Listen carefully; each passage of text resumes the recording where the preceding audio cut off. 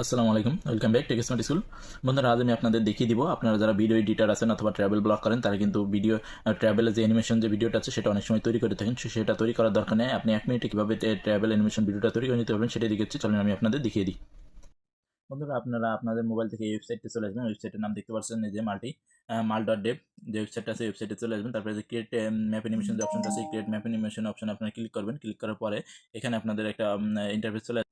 বন্ধুরা, পেজটা আপনারা ডেস্কটপ মুড করে নেবেন। করে নেওয়ার পর বাম সাইডে যে কর্নারে দেখতে পাচ্ছেন এই যে একটা অপশন আছে, এই অপশন থেকে আপনাদের যে বর্তমান যে আপনার ঠিকানা আছে সেটা এখানে দিবেন। এই যে এই অপশনটাতে আপনারা দিবেন, আপনাদের যেটা মন চায় সেটা দিয়ে দিবেন।